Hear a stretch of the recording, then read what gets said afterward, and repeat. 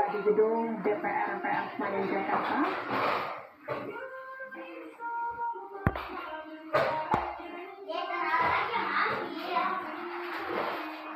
Saudara, selain tadi kita lihat bersama ada Prabowo Subianto yang sudah menyambut kedatangan dari tamu negara dan juga tamu-tamu lainnya yang akan menghadiri prosesi pelantikan dan pengambilan sumpah jabatan Presiden dan Wakil Presiden di gedung Parlemen Senayan Jakarta. Kita lihat juga di sisi sebelah kanan layar Anda, ini adalah persiapan di Istana Kepresidenan Jakarta, di mana sedang bersiap untuk menuju Jakarta. Kita lihat persiapan di Istana Presiden Jokowi sebentar lagi akan meninggal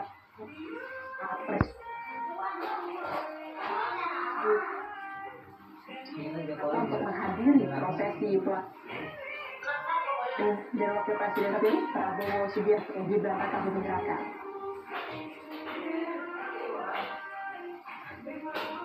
Sementara itu, saudara, di gedung MPR DPR Senayan Jakarta kita lihat juga Prabowo Subianto, Presiden terpilih Republik Indonesia ini masih terus menyambut kedatangan dari tamu negara yang tiba di tanah air sejak kemarin. Kita lihat juga ini ada beberapa tamu negara ini yang juga sudah tiba dari kemarin dan akhirnya diundang semalam itu untuk bertemu langsung dengan Presiden Prabowo Subianto di kediamannya di Kertanegara Jakarta Selatan. Kalau dari mass media lihat ini bagaimana, apakah ada pergerakan atau geopolitik dari Prabowo Subianto terhadap kepala negara yang datang atau perwakilan negara yang datang di tanah air? Iya, Pak Prabowo punya sejarah panjang leadership yang kuat. Beliau juga ahli strategi. Saya kira kalau pembacaan politik apa yang sudah dilakukan oleh Pak Prabowo beberapa bulan yang lalu itu sebetulnya juga sudah kelihatan bahwa Pak Prabowo ingin mencari ruang terus mengambil peran di kancah politik internasional sambil terus menjaga struktur ekonomi hari ini yang sudah berjalan. Jadi kalau kita lihat beberapa negara strategis itu sebetulnya yang paling ditunggu oleh publik terutama ekonomi internasional itu adalah hubungan Indonesia dengan Tiongkok. Dan Pak Prabowo sudah memberikan pesan sebetulnya beberapa waktu yang lalu, perwakilan Kementerian Pertahanan bertemu dengan Xi Jinping gitu ya. Jadi memang ada message bahwa Indonesia tetap berada dalam posisi untuk melanjutkan hubungan ekonomi hubungan dagang dengan Tiongkok. Dan ini implikasinya juga signifikan terhadap ekonomi tanah air ya.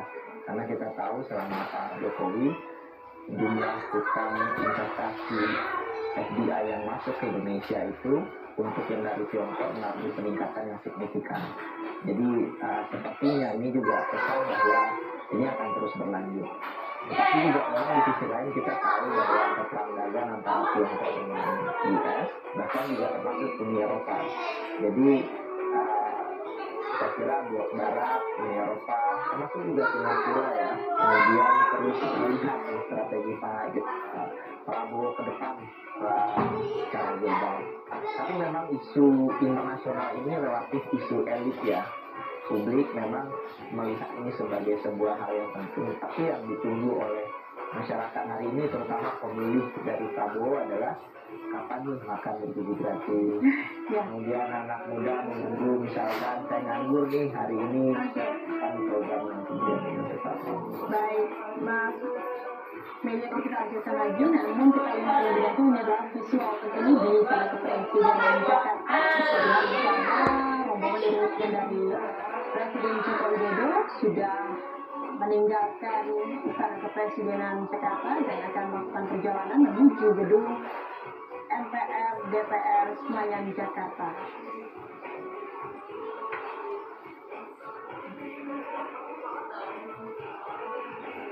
Kita lihat nantinya juga Presiden Jokowi ini melakukan perjalanan di sepanjang jalan juga ada warga yang juga tadi menyambut ya, memberikan tangan dan ingin melihat langsung bagaimana perjalanan dari Presiden Jokowi ini menuju gedung MPR DPR Senayan Jakarta. Kalau tadi kan dari perspektif nasional nih, kalau dari secara politik Mas Toto melihatnya ini kedatangan tamu negara ini dan kemarin bertemu dengan Presiden Prabowo Subianto, apa yang ingin ditegaskan dari seorang Prabowo Subianto kepada tamu-tamu negara yang hadir?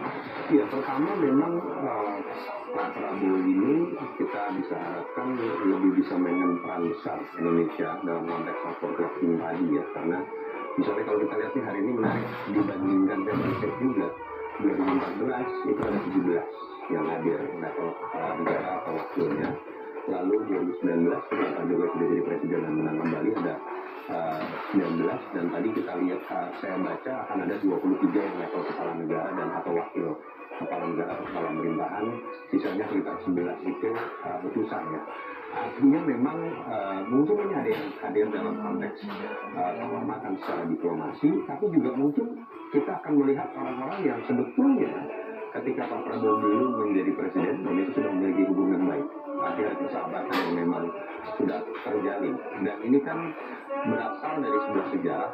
Pak Prabowo ini bukan orang baru dalam politik kekuasaan ya. Pak Prabowo pernah menjadi menantunya Pak Harto, ayahnya adalah seorang begawan ekonomi besar yang pergaulannya saya pikir dengan sebagian tokoh-tokoh di sini sudah terjalin sejak lama.